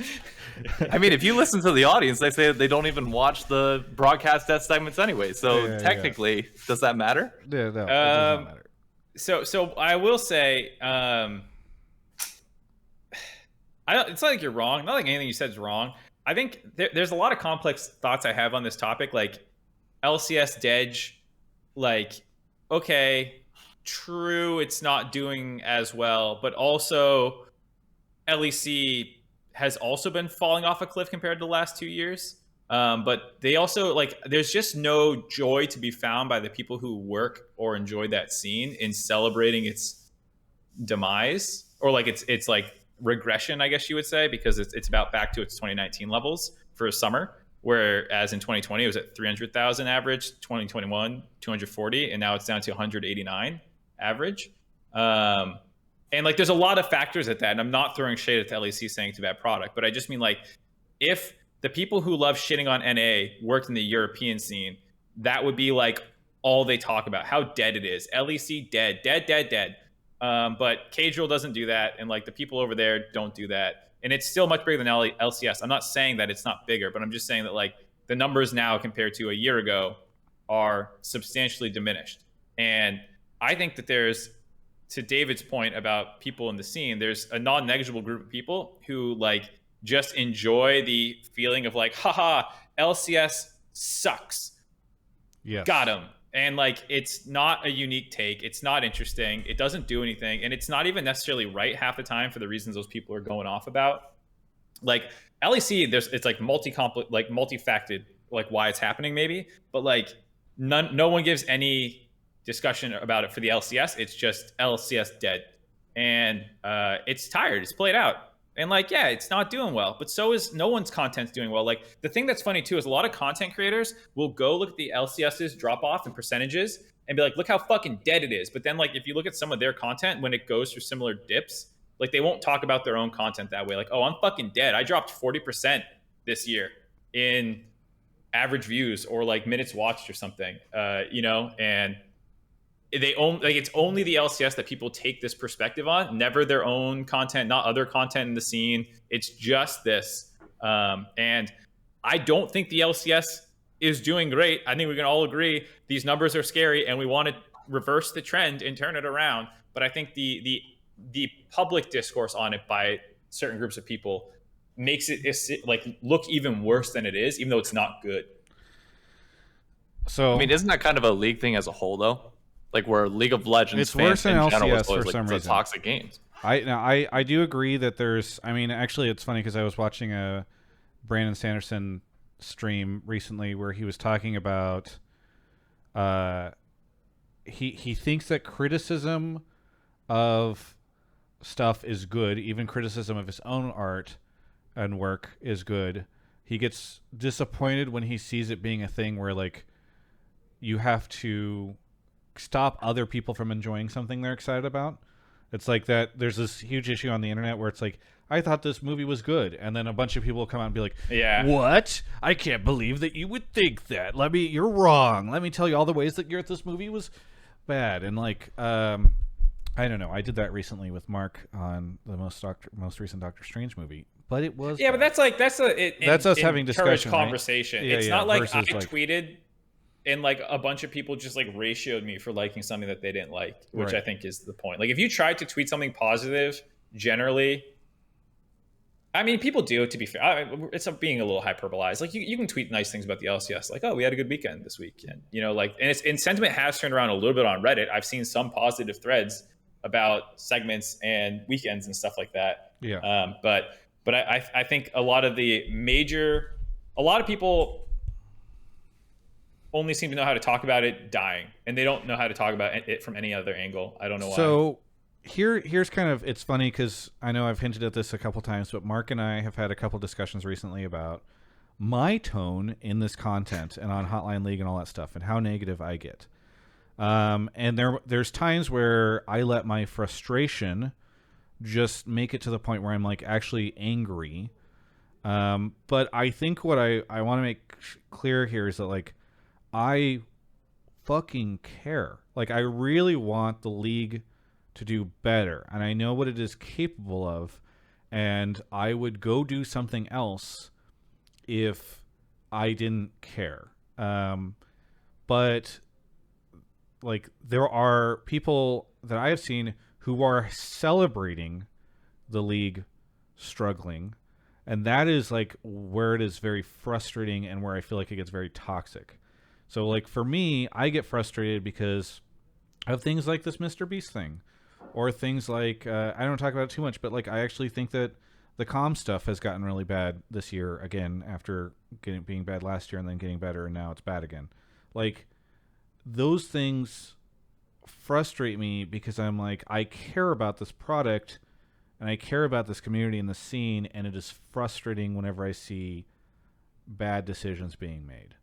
Well, No, sorry, you finish your thing, because mine's a tangent. Go ahead. Okay, so I think there's also a parallel to be had about like current American politics, at least, and not even politics, but like discourse. Like, and I was just watching John Green or Hank Green, one of the two of those fucking Greens, talking about like this thing they call the sad gap, and how like when you learn about something a little bit, you like, before you learn enough to realize like how it's being fixed and addressed and things that are going on about it, people just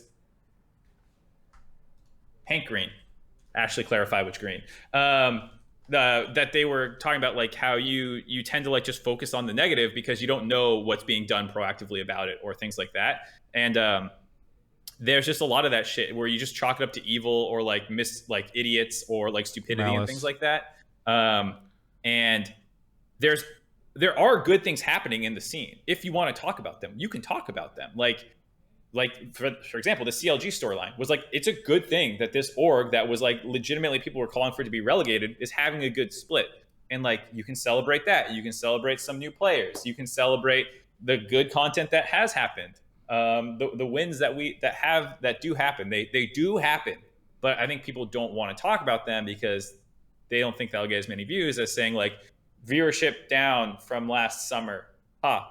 And that's all that it's like, that's where all you talk about. And so you don't see the wins that exist. And it just makes it even worse because then people assume that there are none. Where like, I remember cracked.com had like every time they would be like 10 things that are good in the world that you haven't heard about because people don't like talking about good news. Like there was always those kinds of lists. And I feel like that's a somewhat similar thing that the LCS is having to fight right now, where no one talks about the good things.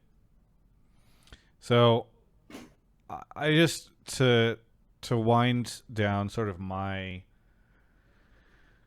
thought process on this, it's like I want the league to do well. I want it to make good decisions. I get frustrated because I don't see them doing that often, or see like the league. I think the league makes a lot of not optimal decisions. I think the teams make a lot of not optimal decisions, and the players make a lot of not optimal decisions. And I think it's put us in a tough place where like it's difficult. You're never going to see me talk about the quality of the gameplay in the league.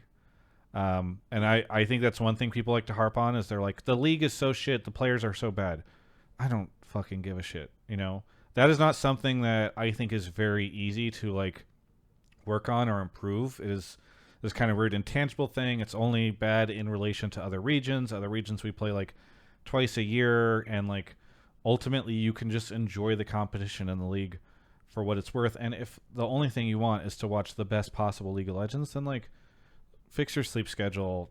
You're never going to get that out of LCS, at least not for another decade or something. But for me, the things that I do get frustrated by are when I'm like, why does it feel like, I don't know, broadcast decisions are made way differently than they used to be, or where this Bjergsen stuff happens where it's like such an easy dub. That's the stuff that aggravates me. But I'm trying. Behind the scenes, I will let you all know I'm doing a bunch to try to like meet with people, share my opinions. I don't want it to ever seem like I'm just shitting on it on the show. I actually do try to talk to a bunch of people involved in the LCS, and so I agree with the positivity thing. The final thing I'll throw on here is a lot of Twitch has taken the conversation to like Dom, LS, or Doublelift or whoever. And I'm not talking just about content creators. I mean, even on Reddit, right? Like people say these things. I'm saying like as a community, we have this somewhat fascination on the demise and ignoring the dubs. And to bring it full circle to David's point, you don't have to go convince your friend to go watch the LCS necessarily. But like if you saw something you liked, post about it and share that. Or when someone's saying this thing sucks, you can disagree with them. I think like you don't have to pretend everything's all roses because it's not, but like that to that point about spreading positivity and things like that, like it's not just content creators that I'm saying this about. I'm saying about like the scene as a whole. No, and here's the one thing on that. Like people have been like, wow, Travis is really pushing players hard. And part of that is because, yeah, I think it's a good show. But I also think it's really good for the league. And I feel like if this was 2016, people would be losing their fucking minds that there's a scripted Hollywood show about the LCS that has been made.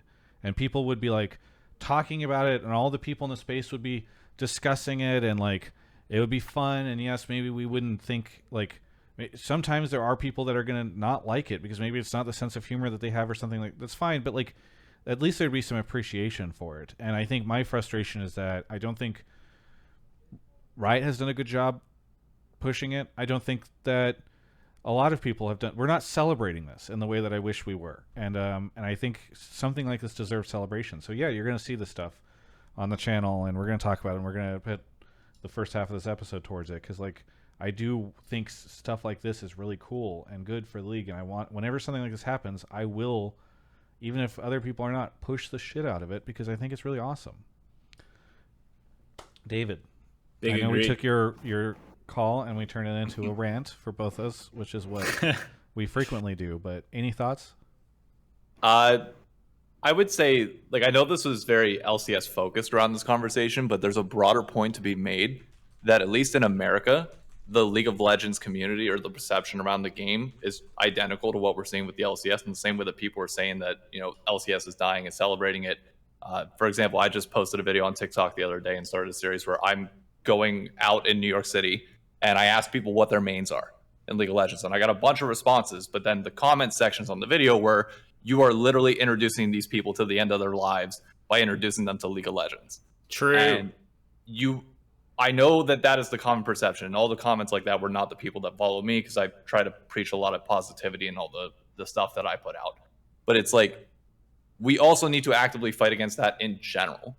If we constantly tell people that the game that we're playing is literally going to end your life, that is the worst possible thing for you, and you continue the stigma beyond just the LCS, it's going to eventually bleed into the LCS as well, because then that's your hardcore fans who have been raised on that philosophy. So at least, you know, I'll do my part. Hopefully other fans do it as well. But just try to, enjoy the game. If you don't enjoy the game, whatever.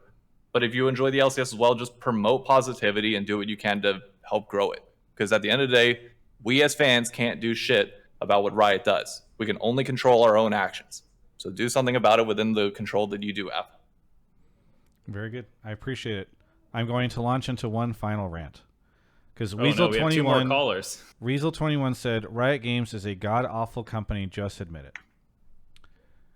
I just want everyone to take a step back and like think about where Riot is at as a company and what they do. I actually think there was some incredibly legitimate issues and problematic stuff that was happening at the company, and they've taken a ton of hits for that, rightly so. Things that I have heard since then have been that things have improved, even if it's not perfect. They're trending in the right direction. They've hired a lot of people who care about making that stuff better, and I have faith that they are improving, even as I was like disgusted about how bad it was before. I think it is frustrating to see things like them raising the costs of stuff or lowering how much RP you get whenever you buy stuff, whenever I'm like, this company makes a lot of fucking money.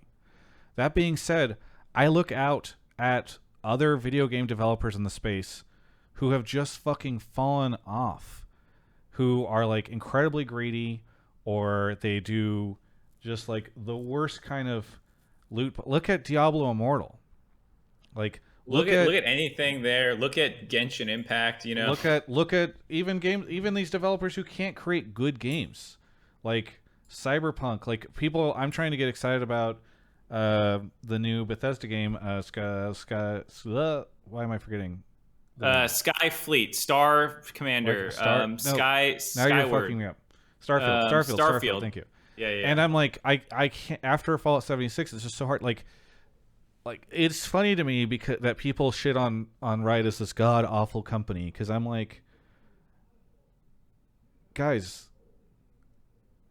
they're actually one of the best fucking companies in gaming right now.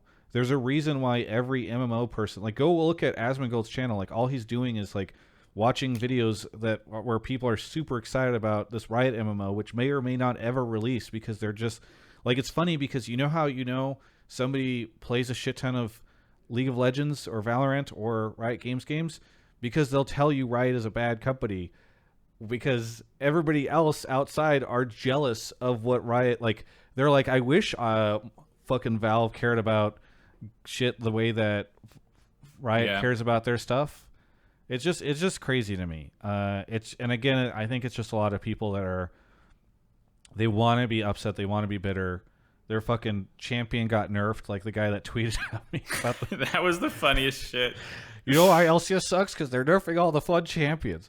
Anyway, I just the final thing I'll say is that they're no FromSoft. That's all I'll say. They're no FromSoft. All right.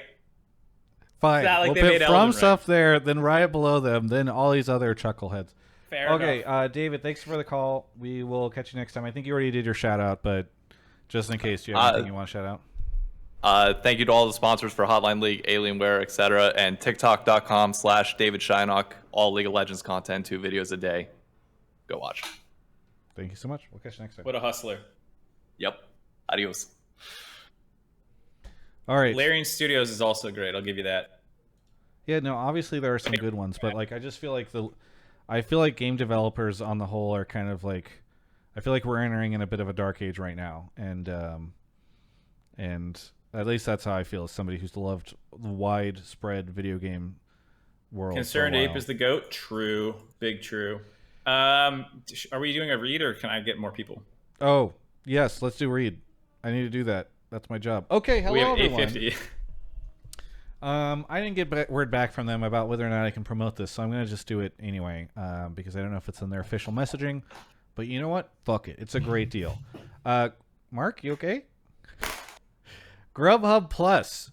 If you have Amazon Prime, which many of you do because you've dropped Prime subs on this channel, did you know that you can now get Grubhub Plus for free with your subscription? It is pretty cool. Mark needs to mute himself next time. Amazon Prime members get free Grubhub Plus for a year.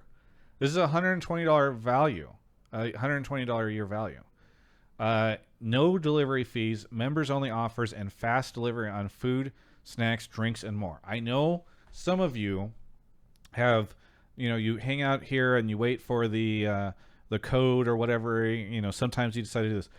Look, just go if you have Prime, just go get this thing right now, because if you at some point in time you want Grubhub in the future, even if it's not tonight, you'll have it, and then you can use it whenever I get codes or whenever Riot's putting out codes or something like that. You save a bunch of money.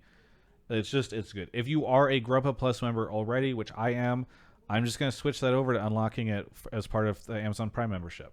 Like, it's actually super cool that this is a thing now. It got announced last week. I didn't even know it was coming up, and I think it's pretty slick. So a lot of people, I don't know if they know about this yet, but like literally, if you have Amazon Prime, there's no reason not to get like the premium Grubhub Plus thing. So YOLO. Thank you, Grubhub, for sponsoring the show. Okay, Mark. Ready? Yes. What are people saying in the chat? You guys are off on some other thing now. Nintendo has its issues. Their lawyers are incredibly greedy, and I feel like I like the Switch, but it's a little disappointing that they haven't pushed it any further. Darkwonder is here. Darkwonder, where are you calling from? Austin, Texas. Austin, Texas. What do you want to talk about on the show? So it's the TSM Daddy double leak, leaks today that kind of came out. Yeah. I think it's to no surprise that the changes are coming. But to me, the two kind of hot takes I have for this, one is this is the absolute Hail Mary, I think, for trying to save face, save the investors, save the money, right? I think that's been on the table. Everyone's aware of that. You can see it. And I think two is saving Spica before he walks. I think this is it. You think this is don't saving see Spica? Yeah, I don't think he's. If they don't get to brother in playoffs, Christ, I feel like this is giving up on Spica. No. He's got the talent. I think he's going to take it elsewhere. He's the LeBron of TSM right now. He's ready to go and do something else. So you're If they agreeing can- You that guys this are on the is- same page. Okay, Yeah, you okay, guys are on the sorry. same page. Misunderstood. Yeah. No. I'm not saying he's a bad player by any means. I think he's just at that point where they made him the franchise player, right? Post Bjergsen, post everybody else. He's the last man standing. They've tried to put the pieces in place. They can't afford anybody else, supposedly. Granted, there's also people who they can't get out of contract, but what else do you do? So you think this is them folding, Giving up. essentially? Like, Yeah. I was this is in it. Vegas. There's a term called folding whenever you're playing. Shut certain up, Travis. card games. We have 7 minutes till 9 o'clock. We don't have time for poker Calm analogies. down, What are you, Mark, you're LS? fine. What are you gonna do? Oh. Draft some blue? Yes, all the chips are on the table. This is the Hail Mary. If it doesn't Wait, you work, think this is a major Hail changes Mary? are coming. This is where I'm confused about this your is take. the Hail Mary. You don't think Wait. that this is them folding. You think that this is them trying to make a final This is them run. going in. As best as they can. Whether everybody will agree or disagree, these are the best pieces. Again, this has been talked about by a lot of content creators, even Double Lift. Can they afford anybody else? Is anybody else even on the table for buyout? Right? Like, Can to they me, this afford is them anyone else? Okay. scrambling. Let me look Well, at this TSM FTX deal. Was Okay. it not Double Lift himself 210 who million. suggested that they get Ayla and holy fuck, I'm blanking on his Jan? Jan, yeah. Yep. Yeah. He, So, I mean, like, he that gave to a me separate would- team. Yeah. Yeah, that to me would be like you're right. It is difficult to make moves right now. But if you threw the checkbook at Steve, I don't think Steve is like in love with those players. Like, yep, that's Core JG is going to retire any minute, and this is the guy who's going to replace him. Can't let him go. So like, I think you could have made a bigger splash. I don't hate the solo pickup, but the bot lane like Chime is good, but is he? I don't know. No. Yeah, it's just like I'm not convinced that this is anything other than like building for the future. That's what this says to me. Is that Huni's wrists? I've heard that he has wrist issues, I guess, and this is them being like, okay, well he's fucked. Let's go grab the best unsigned player we can for top lane, and let's start trying out academy players who are maybe more long term, because Tactical is not going to be on their team next year. So they're like, fuck it, let's try this guy. I don't know what the situation is with Mia, but I guess they're just trying to keep bot lane together or something. Yeah, I don't think this is a Hail Mary. So the funny thing is we had Parth on Jet on last week, and somebody called in and said, is TSM ready to hit the panic button? You see? And Jet's response was, I wish they had a panic button that like worked. And I think that this is that incarnate. Like, TSM is hitting the panic button. It is not an actual panic button. It is just like an eject button. And like, I think they've decided they aren't going to Worlds this year, and so they're probably freeing up some spend. I mean, we've heard that isn't Shenyi also? That there was a rumor that he was. Oh, it's Soul, not Solo. I'm stupid. I Yeah, misunderstood the rumor. Solo is the Doublelift rumor. Well, even more to the it's point. not a then, they're rumor. It's just what he thought they should. They should play yeah. Well, it's the Reddit comments that threw me. You think I watched the video? It's Reddit comments. Anyway, you can see it in the thumbnail, Mark. Look at the thumbnail. It shows. It's really small on Reddit. Kind of out there. I can't. Well, maybe you need a nice big Alienware monitor. I can get you hooked up. Okay. So, yeah, I just I don't know. I think TSM fans should tune in next time because I don't think it's a weekly TSM episode. It is an fans absolute weekly episode with TSM right now. It's just a matter of roll the dice. Fans should absolutely watch to see the future of their organization, Travis. Positivity. Don't tune out. Tune in. There's a reason to watch now. The increased viewership right there. I have a hot take. I have a hot take. TSM should start shopping Spica right now. Absolutely. 100%. Because I think that there might be some orgs out there right now who would pay him to play for them for the rest of the split. I don't know who, but probably some. And then they would get like first dibs on trying to sign him for the next year. And like I just can't imagine they're going to keep him. I think there's been, I think at one point, a TSM Legend video or something that came out that he specifically stated that if things never worked out, he could easily go to LPL teams or at something like that. That I can't remember when it was, but it definitely wasn't that long ago. I mean, he did an interview with me where he was saying that he would consider going to the LPL, but that's what it was. There you go. I don't know. I just it makes a lot of sense now that they're not doing TSM Legends that often because you gotta hide the content. But like that's the sad thing is that this would actually be very all interesting. These players right are now. gone. Just show it all. No one's not like it's a. You want to do a breaking point for TSM? It's a Bud Light ace. TSM became the new CLG. They're just Bud Light ace them. Dude, it's actually so crazy. It is so crazy how much like CLG they are becoming. It is wild. A lot of teams have their fall, right? I'm a big NBA fan. I'm a big Spurs fan, and I've been a Spurs fan for 20 plus years. And they've had their fall. They're memed on in the fandom too as well by a lot of hardcore Spurs fans. For those who follow the NBA, and it's kind of that same thing they're going through. Granted, super meme lords all over the place on this team right now. A lot of it to do with leadership, and that's kind of the second quick hot take is. I really hope it's a top-down change and Reggie just steps out at some point. Granted, I know he won't, but that's honestly, I think, the change that needs to just happen. I disagree. Reggie needs to sub himself in. I don't think he's increased viewership immediately. Don't think he meets the right requirement. He's got to grind an account to D3, I think, exactly. to be able to play. But D3, that's it? Okay, all right. Yeah,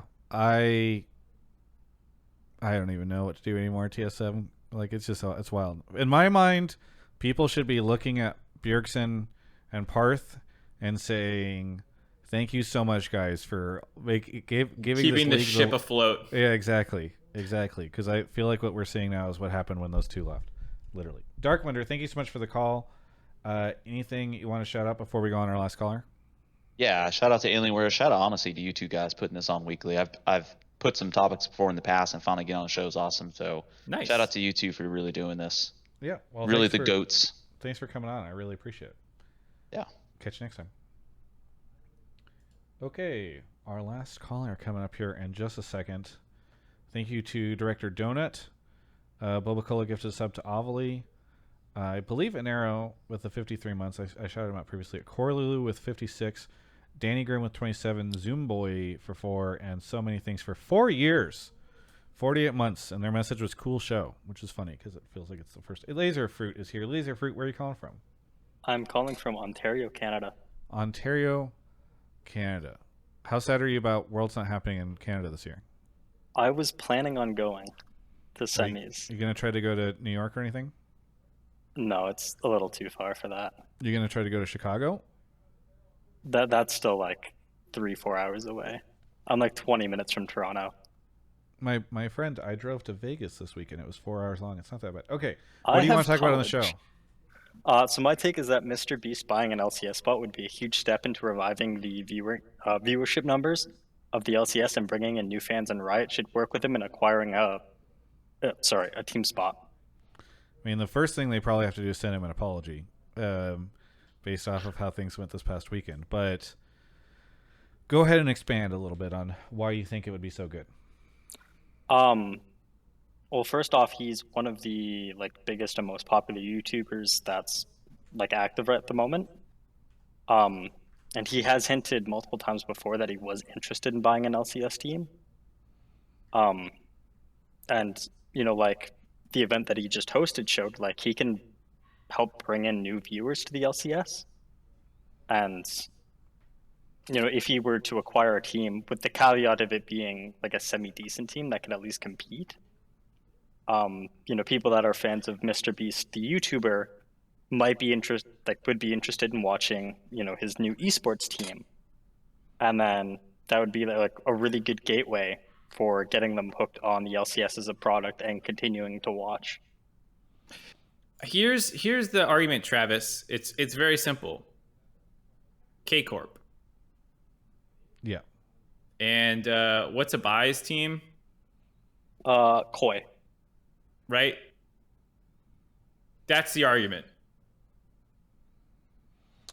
That's it. Just show them what big influencer-led teams can do. Yeah. I mean, I have thought for a while that if you are... What, Mark? Nothing, go for it. Okay. I have thought for a while that if you are Golden Guardians or Immortals or, I don't know, whatever, any of these Dignitas, give Mr. Beast part of your company and let him handle the branding, marketing stuff, and then operate it for him, essentially.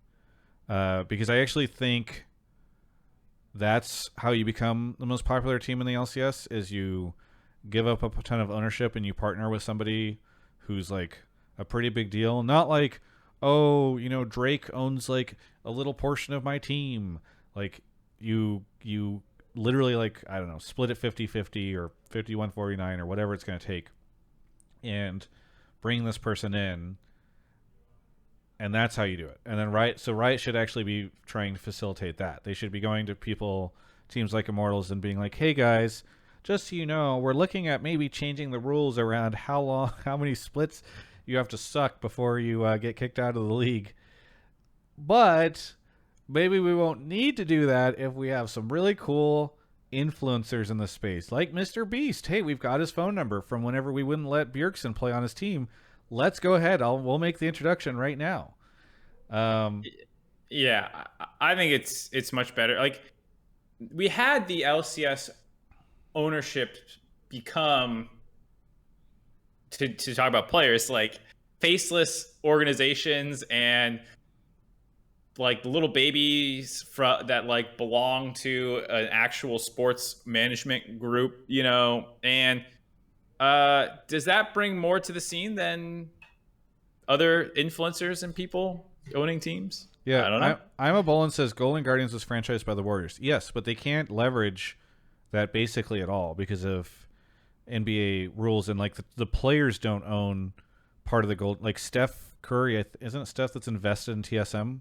Very ironically, this, you can't. There's not very much value in having just a NBA team ironically own it, other than from a brand perspective, other than it's really the sales connections and the biz dev side of things. Well, yeah, and to be fair, I guess that's important, but also there was a period of time, where the LCS, we talked about being very sports and traditional sports focused and looking like that, because that's what it needed at the time to be validated in the 2012, 2013, 2014, 2015 era. We've outgrown that.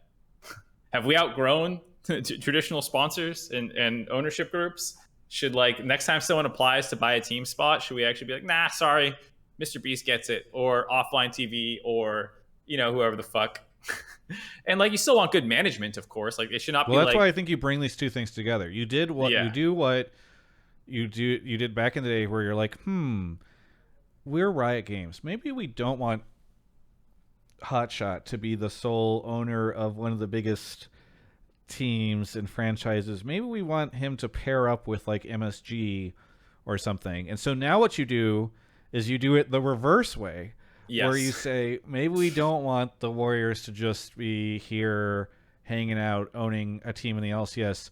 Maybe we want them to pair up with a real, like, Doja Cat or whatever. Is it Doja? I would love Doja Cat. Yeah. I love Doja Cat. She's awesome. So even with the controversy recently, Mark, do you still feel the same way? Oh, you mean with her getting mad at the kid leaking the DMs? Yeah. I don't think I care, but I don't know. I mean, it's a I don't very know the drama. esports story of somebody getting mad about leaking She the DMs. fit right in. I don't know the whole controversy, so I don't want to put my foot in my mouth. But yeah. Anyways, back on this. People talk about K Corp not really being like owned by an influencer.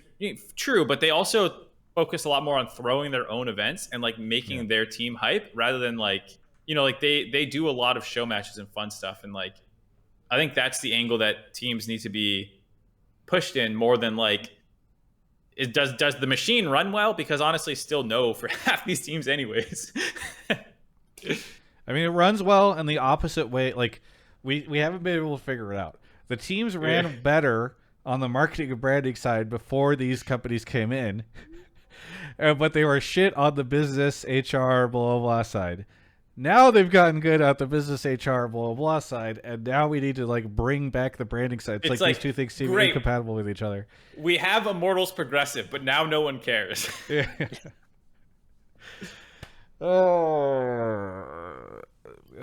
Okay. Where were we? LazerFruit. Yes, I agree. Mr. B should get in the LCS. I think that would be really good.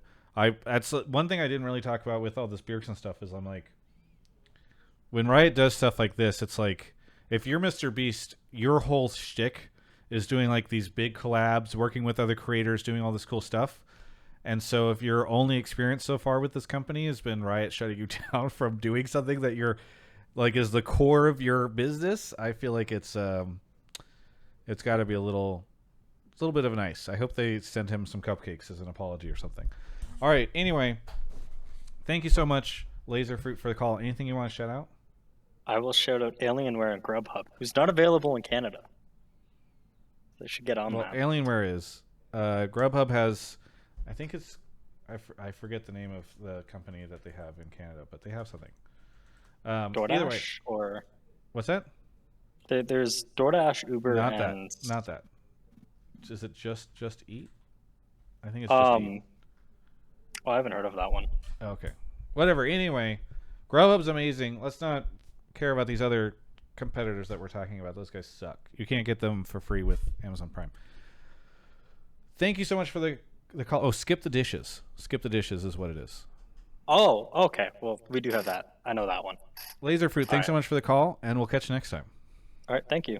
Yeah. All right. We're that done. was the show. It was a good one. It was good. Yeah, I thought it was good too. Yeah. Look at that fucking positivity, bro. Are we doing Resident Refresh overflowing? tomorrow? I think we should. Did you see the Fatui shit? Yeah, but I think we should wait till the patch drops, right? So like maybe do it Wednesday. When's the patch drop? Is it not tomorrow? Isn't it Wednesday? Or like it drops tomorrow I think they usually drop like after we do the show. Let's look at when the patch drops and then decide. Okay. Twitch chat, when does the patch drop? Patch drops tomorrow, says Xmunga. Yeah, let's end this. like Let's end this. Let's end this. Hey, Secret Nerd Dad, thank you for the 5 gifted subs. Mark, how you been? Good. I just saw someone tweet about the unbearable weight of massive talent. I need to watch that shit so bad. I'm glad to hear it. All right, everyone. Anyways, that's the show. Mark is having a heart attack, so we got to go. Daddy, please spank me. Thank you for the Prime. And that's the show, everybody. We'll see you next week.